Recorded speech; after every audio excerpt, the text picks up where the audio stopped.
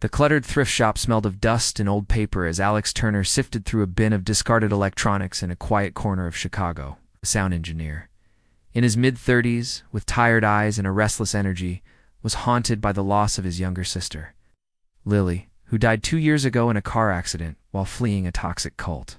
His nights were plagued by insomnia, his days by guilt for not saving her from the group's grip. He frequented thrift shops for vintage audio gear, a distraction from the grief that clung like static. His fingers brushed a worn cassette tape labeled Forbidden Music in faded marker, its plastic case cracked but intact.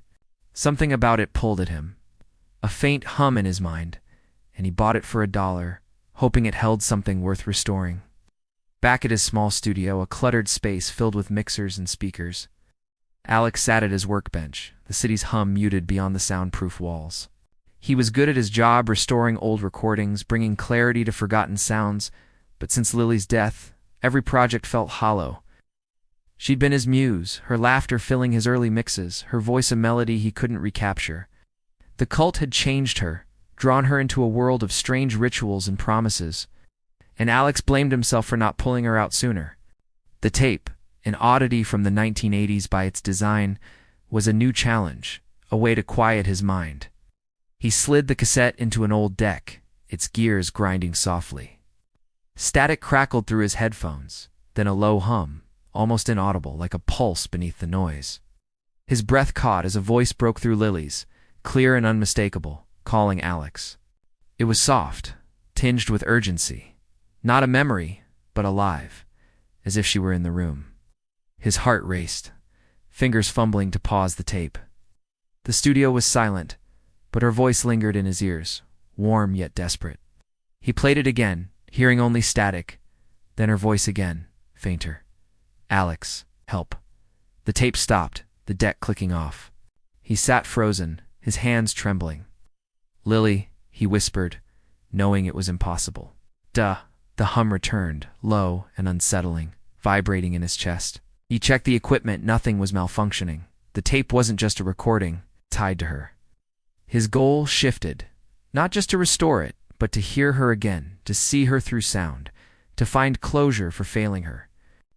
The next day, he called his colleague, Sarah, a fellow sound engineer who'd known Lily. She arrived, her skepticism evident as she eyed the tape. "You look like hell, Alex," she said, her voice gentle. "What's this about?" He played the tape, but only static came through. "I heard her," he insisted, his voice raw. "Calling my name. I need to clean it. Bring her voice back." Sarah frowned, her concern deepening. "You're grieving. Old tapes can sound like anything. Be careful, it's messing with you." He opened up, needing her to understand. "Lily was in that cult because I didn't stop her. She called me the night she died, scared, but I was too busy. If I can hear her again, maybe I can. Fix it."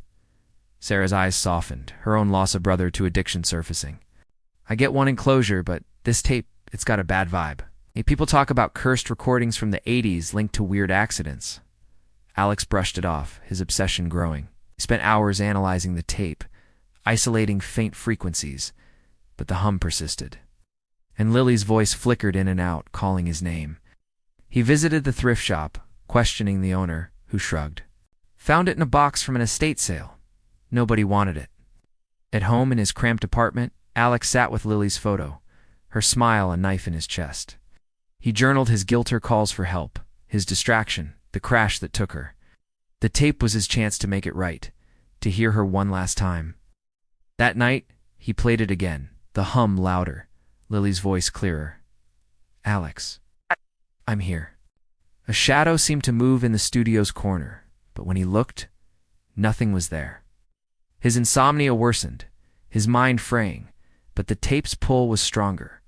It wasn't just a recording, it was a bridge to Lily, and the hum hinted at something darker, a secret waiting to be uncovered. Alex knew restoring it might cost him, but hearing her voice again was worth any price, even if it meant facing what the tape truly held. The Chicago studio hummed with the faint buzz of electronics as Alex Turner hunched over his workbench, the Forbidden Music cassette tape glinting under the desk lamp. The sound engineer, haunted by his sister Lily's death in a car accident 2 years ago while fleeing a dangerous cult, couldn't shake the memory of her voice, calling his name through the tape's static. His insomnia and guilt for not saving her from the cult's grip drove him to restore the tape, not just as a project, but as a way to see her again through sound. The low hum and fleeting whispers had sparked hope. But the shadow in the corner in Sarah's warning about cursed recordings hinted at something darker, lurking within the tape's grooves. Alex spent hours cleaning the tape, his fingers steady despite his fraying nerves. He adjusted levels, filtered noise, and played it again, the static crackling through his headphones. The hum was clearer now, a deep pulsing frequency that vibrated in his chest, followed by Lily's voice. "Alex, help me." It was sharper, tinged with fear as if she were trapped somewhere close. His heart raced, tears welling as he paused the tape. The studio silent but heavy. He checked the deck, no malfunctions, no explanation. The tape wasn't just a recording. It was alive, tied to her in a way he couldn't understand. He called Sarah back, needing her expertise, but also her grounding presence. She arrived, her skepticism softened by concern. "You're obsessed, Alex," she said, eyeing the tape. "You haven't slept. What's it doing to you?"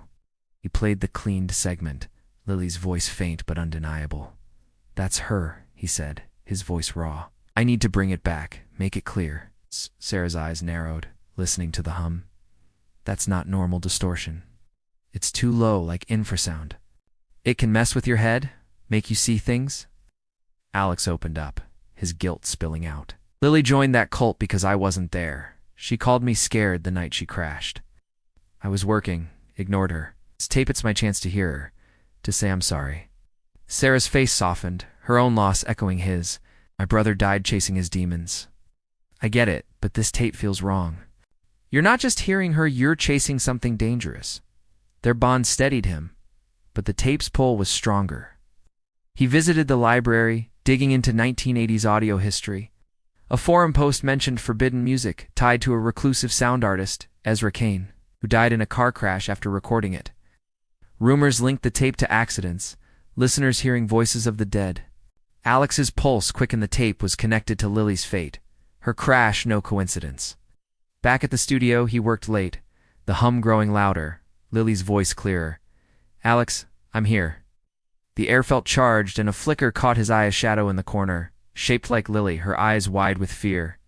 He blinked, and it was gone, but his skin prickled. He journaled his grief at home. Lily's photo beside him, her smile a reminder of his failure. "I should have answered," he wrote, tears falling. "I let you go." He shared his findings with Sarah over coffee, needing her to believe. "The tape's from Ezra Kane," he said. "He died like Lily in a crash. It's not just her voice, it's tied to something bigger." Sarah's voice was firm. "You're seeing things, Alex, that hum, its infrasound, messing with your brain. Stop before it hurts you." But Alex couldn't stop. That night, he played the tape again, the hum vibrating his bones, Lily's voice desperate. "Alex, don't leave me." The shadow appeared again, clear Lily, her face pale, her hands reaching out.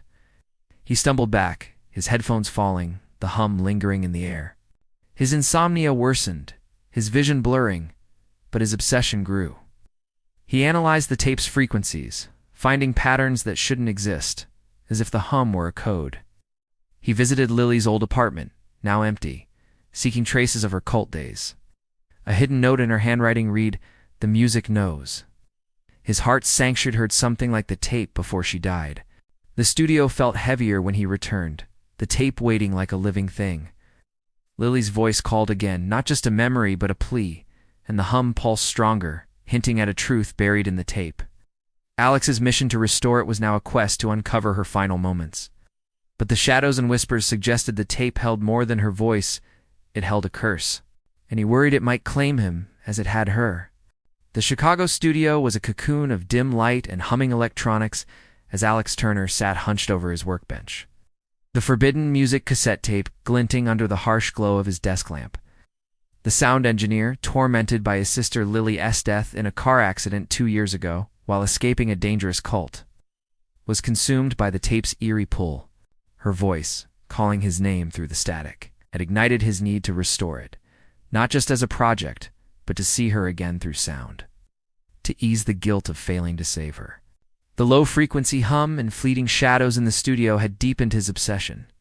But Sarah's warnings about cursed recordings and the tapes linked to Ezra Kane's deadly crash hinted at a darkness he couldn't ignore. Alex worked late, his eyes bloodshot from insomnia, isolating the tape's ultra-low-frequency hum of vibrations so deep it rattled his teeth. He amplified it, the studio speakers pulsing, and Lily's voice emerged clearer. "Alex, help me." It was desperate, alive, as if she were trapped inside the tape. His heart pounded, and a vision flickered. Lily, pale and trembling, standing in the studio's corner, her eyes wide with fear. He blinked, and she was gone, the hum fading, but his skin prickled, the air heavy with her presence. He checked the equipment, no glitches, no explanation. The tape was more than a recording. It was a bridge to her, but its power chilled him. He called Sarah, his voice shaky. "The hum, it's infrasound, like you said, but it's carrying her voice." "I saw her, Sarah, right here." She arrived, her face tight with worry. "You're not sleeping, Alex. Infrasound can cause hallucinations." "This tape, it's dangerous," played the enhanced segment, Lily's voice piercing through. "Alex, I'm here." Sarah's eyes widened, but she shook her head. "That's not just distortion. It's doing something to you." Alex's guilt spilled out, needing her to understand. "Lily called me that night, scared of the cult. I was too busy, didn't listen. She crashed hours later. This tape, it's her, giving me a chance to make it right." House. Sarah's voice softened, her own loss, echoing his. "My brother died chasing his pain. I get it, but you're chasing ghosts. This tape's tied to death's hurricane, others. Stop before it takes you." Her words stung, but Alex's obsession grew. He dug deeper online, finding obscure forums about forbidden music. Posts claimed the tape, created by Kane in 1987, captured sounds from beyond voices of the dead, linked to fatal accidents. One user mentioned listeners hearing loved ones, then suffering breakdowns or worse. Alex's pulse rest the tape's curse matched Lily's crash, her cult involvement tied to its mystery. At the studio, he pushed the tape further, isolating frequencies. The hum intensified, vibrating his chest, and Lily's voice called again. "Alex, don't leave." The shadow returned, clearer Lily, her face bruised, her hands reaching out. He stumbled back, his headphones falling, the hum lingering like a heartbeat. His insomnia deepened, his vision blurring, but he couldn't stop. He visited Lily's grave, seeking clarity, the cold stone grounding him. "I'm trying, Lil," he whispered, tears falling, her note the music knows, burning in his mind. Over dinner with Sarah, he shared his findings, his voice urgent. The tape's cursed, tied to Kane's death. Lily was in that cult, they listened to weird recordings. This tape's connected. Sarah's eyes hardened. "You're seeing things, hearing things. It's not her, it's the tape messing with your head. Let it go." But Alex couldn't. That night, he played the tape again, the hum shaking the studio. Lily's voice desperate. "Alex, save me." The shadow solidified, Lily's form flickering, her eyes pleading as if trapped in the accident. The air grew cold, the hum a low growl, and a whisper hissed, "Don't touch it." He froze, realizing the tape wasn't just calling him, it was warning him. He journaled his fears, Lily's photo beside him, her smile, a reminder of his failure. The tape was his chance to hear her, to absolve his guilt, but its power was unraveling him. His health frayed, his hand shaking, but his resolve held. Researched Kane's death, a crash like Lily's after recording the tape. The studio felt alive, the hum pulsing in the walls. Lily's voice called again. Not just a memory, but a plea, and the shadows grew bolder, hinting the tape held her final moments. Alex's mission to restore it was now a quest to uncover her truth. But the hum and visions suggested a curse that might claim him, just as it had her. The Chicago studio was a fortress of shadows, its walls vibrating with the faint hum of electronics as Alex Turner sat at his workbench, the forbidden music cassette tape glowing under the harsh light of his desk lamp. The sound engineer, consumed by grief over his sister Lily's death in a car accident 2 years ago while fleeing a dangerous cult, was unraveling under the tape's eerie pull, her voice calling his name through the static. And the ultra-low frequency hum had fueled his obsession to restore it, hoping to see her again and ease his guilt for failing to save her. The visions of Lily's bruised face and the tape's link to Ezra Cain's deadly crash had turned his mission into a descent into fear, the studio no longer a safe haven, but a gateway to something sinister. Alex worked through the night, his eyes bloodshot, his hands trembling from insomnia. He played the enhanced tape, the infrasound hum shaking the studio, rattling pens and coffee mugs on the desk. Lily's voice broke through. "Alex, help me," desperate, as if trapped in the moment of her crash. The room vibrated, the air pulsing, and a vision flashed Lily in her car. The cult's symbols on her wrist, headlights blinding her as she screamed. He gasped, stumbling back, the vision fading, but the hum lingered, a low growl that seemed to come from the walls themselves. He called Sarah, his voice hoarse, the remote's shaking. "I saw her, Sarah, in the crash. The tape's showing me her last moments." Sarah rushed over, her face pale with worry. "You're falling apart, Alex. That infrasound, it's messing with your brain, causing hallucinations." "Stop this." He played the tape again, the vibrations intensifying, Lily's voice pleading. "Alex, save me." Sarah flinched, hearing it, her skepticism cracking. "That's her voice, but it's not right. It's like the tape's alive." Alex's guilt poured out, his voice breaking. "I ignored her call that night. She was running from the cult, scared, and I was too busy. This tape, it's my chance to hear her, to make it right." Sarah's eyes softened, her own loss echoing his. "My brother died because I didn't see his pain. I get it, but this tape's dangerous.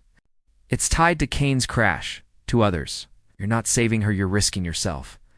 Her words stung, but Alex's obsession deepened. He dug into Ezra Cain's history online, finding a rare interview where the sound artist described capturing sounds from beyond in 1987, using experimental frequencies to record the dead. Cain died days later in a crash, his tape rumored to trap listeners' loved ones' voices, driving them to madness. Alex's heart raced. Lily's cult had chased similar sounds, rituals with eerie recordings. And her note, the music knows, tied her to the tape's curse. At the studio, he pushed further, amplifying the hum. The room shook harder, speakers rattling, and Lily's voice grew frantic. "Alex, don't leave." The vision returned, her car swerving, cult symbols glowing, her face bruised and terrified. The shadow in the corner solidified, Lily's form flickering, her hands clawing at the air. He reached out, his fingers brushing cold air, and the hum surged, shaking the floor. A whisper hissed, "Don't touch." Not Lily's voice, but something darker, warning him to stop. He stumbled to his apartment, journaling his fears, Lily's photo beside him. "I failed you," he wrote, tears falling. "I hear you, but it's killing me." His health frayed, his vision blurring, but he couldn't let go. He visited the crash site, a lonely stretch of road, seeking answers. A faded cult flyer lay in the grass, its symbols matching those in his visions. The tape was no coincidence, it held Lily's final moments, maybe her soul. Over lunch with Sarah, he shared his findings, his voice urgent. The tapes from Cain, made to capture the dead. Lily's cult was into the same stuff, that's why she died. Sarah's voice was firm. "You're seeing her because the tape's messing with you. It's not her, it's a trap. Stop before it's too late." But Alex couldn't stop. That night, the tape's hum was deafening, the room vibrating violently, Lily's voice a scream. "Alex, I'm here." The vision overwhelmed him, her car crashing, glass shattering, her final cry. The shadow loomed, Lily's face twisting, her eyes accusing. The tape wasn't just a Bridget, was a curse pulling him into her death. His mission to restore it was now a fight to uncover her truth. But the vibrations and visions warned that the tape's power might consume him just as it had her. The Chicago studio was a claustrophobic vault of flickering lights and trembling equipment as Alex Turner hunched over his workbench. The forbidden music cassette tape casting eerie reflections under the desk lamp, the sound engineer, unraveling under the weight of his sister Lily's death in a car accident 2 years ago while fleeing a dangerous cult, was consumed by the tape's haunting power. Her voice, calling his name through the static. and the ultra-low frequency hum that shook the room had driven his obsession to restore it, hoping to hear her again and ease his guilt for failing to save her. The visions of her crash and the tapes linked to Ezra Kane's cursed recordings had turned his mission into a descent into terror. The studio now a battleground between his grief and the tape's malevolent force. Alex worked through the night, his body trembling from insomnia, his eyes burning as he pushed the tape's frequencies further. The hum roared, a bone-rattling infrasound that shook the studio, toppling a mug and cracking a speaker. Lily's voice broke through. "Alex, Ow. don't rewind." It was sharp, commanding. Not a plea, but a warning. He froze, his finger hovering over the rewind button, and the room vibrated violently, the walls creaking. The air thick with a cold electric charge. A vision flashed Lily in her car, cult symbols glowing on her wrist, headlights blinding her as she screamed, the crash replaying in vivid detail. Her face turned to him, eyes accusing, mouthing, "Don't rewind."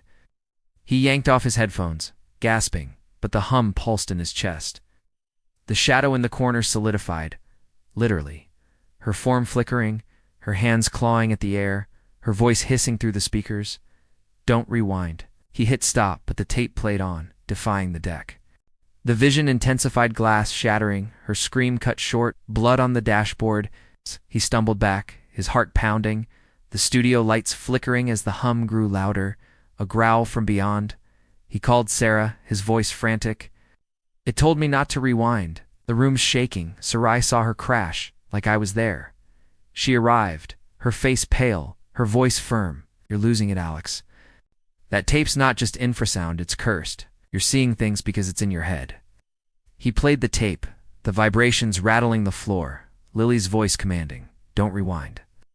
Sarah flinched, her skepticism shattered. "That's her, but it's not her. It's something else," using her voice.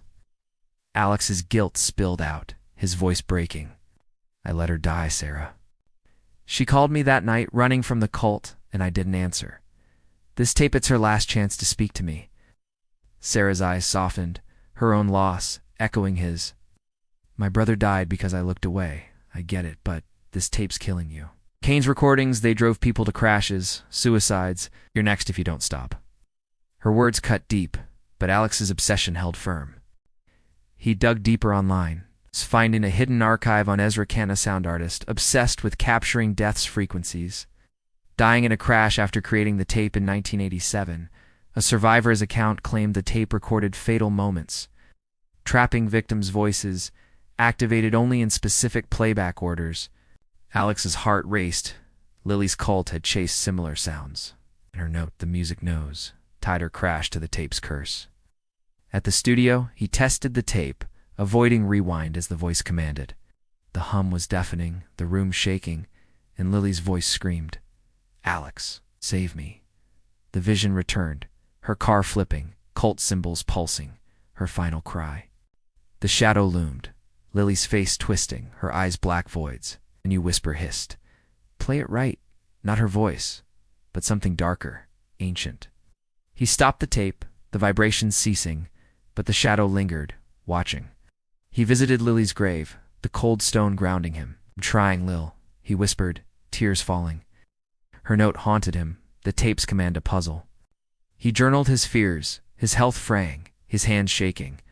"I failed you, but I'll hear you," he wrote Lily's photo beside him. His sanity was slipping, the visions too real, but his resolve grew. He shared his plan with Sarah over coffee, his voice urgent. "The tape holds her crash. If I play it right, no rewinding. I'll hear her last words." Sarah's voice cracked. "You're risking your life, Alex. That tape's a trap." But Alex couldn't stop. The tape wasn't just a recording. It was Lily's final moments, a curse binding her voice. The studio felt alive, the hum pulsing in the walls, and the visions warned that disobeying would cost him. His mission to restore the tape was now a race to unlock its truth. But the command "Dante rewind," and the shadows suggested that tape's power might consume him, just as it had her. The Chicago studio was a shadowed battleground, its walls trembling with the ghostly pulse of the forbidden music. Cassette tape. As Alex Turner sat at his workbench, the tape's cracked case glowing faintly under the flickering desk lamp. The sound engineer, consumed by grief over his sister Lily S.'s death in a car accident 2 years ago while fleeing a dangerous cult, was teetering on the edge of sanity. Her voice commanding "Don't rewind" through the tape's infrasound hum. And the vivid visions of her crash had turned his mission to restore the tape into a desperate quest to hear her final words and ease his guilt for failing to save her. The tapes linked to Ezra Kane's cursed recordings, trapping victims' fatal moments, warned of a price he might not survive. Alex's body shook from insomnia, his hands burned from handling the tape, his eyes haunted by the shadow of Lily's bruised face. He'd uncovered the tape's secret recorded the sounds of Lily's crash, her voice trapped by Kane's experiments with death's frequencies. The command "Don't rewind" was a key, and playing it in the correct order might free her. He prepared for a final playback, his heart pounding, knowing this could be his last chance. The studio felt alive, the hum pulsing in the walls, the air cold and heavy with her presence. He called Sarah, his voice raw. "Hey, I'm playing it tonight. No rewinding. It's got her crash her last words. I need to hear her." Sarah arrived, her face pale, her voice urgent. "You're killing yourself, Alex. That tape's cursed. Kane died. Others did. It's not Lily. It's a trap." He shook his head, tears falling. "It's her. I failed her once. I won't again." Sarah's eyes softened, her own loss echoing his. "I lost my brother to his demons. I can't lose you too. Please, stop." But Alex's resolve held. He started the tape, the hum roaring, the studio shaking violently, speakers rattling, lights flickering. Lily's voice emerged, clear and anguished. "Alex, I'm sorry." The vision overwhelmed him, her car swerving, cult symbols glowing, headlights blinding her. The crash unfolding in real time. Shadow solidified Lily, her face bruised, her eyes pleading, not accusing, but forgiving. The tape played forward, no rewinds, and her voice softened. "Alex, I love you. Goodbye." The hum peaked, the room quaking, and the vision showed her final moment. Her car still, her breath fading, a faint smile as she whispered his name. The shadow reached out, her hand warm, not cold, brushing his cheek. The tape stopped, the hum silent, the studio still. Alex sobbed, his guilt lifting, her goodbye a balm to his pain. The shadow faded, Lily's presence gone, the air light for the first time. Sarah hugged him, tears in her eyes. "You did it, Alex. She's at peace." He nodded, his voice breaking. "She forgave me. I heard her." Days later, Alex visited a sound museum, donating the tape for preservation, not profit, honoring Lily's memory. The curator, intrigued by its history, accepted it, unaware of its curse. Alex shared his story with Sarah over coffee, his health fragile, but his spirit calm. "I failed her, but I gave her a voice," he said. Lily's photo in his wallet, her smile no longer a knife but a comfort. Sarah smiled, her own grief lighter. "You gave her closure. That's more than most get, at home."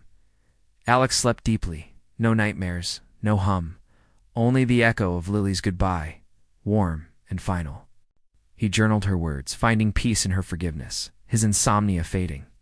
The studio felt empty, no shadows, no vibrations, but as he slept that night, a faint hum lingered in his dreams, not threatening but watchful, a whisper of Kane's frequencies. He woke, his heart steady, but the hum hinted the tape's power wasn't fully gone. Alex lived on, his days quieter, his work steady, but he never played another cursed recording. The museum displayed the tape, its label faded, its story locked away. He visited Lily's grave, leaving a flower, her note the music knows, a memory, not a curse. The tape had freed her and him, but the faint hum in his dreams left a question: had he broken the curse, or merely passed it on? The studio stood silent, its walls no longer trembling, but Alex wondered if the next listener would hear their own lost voice, calling from the tape's forbidden depths.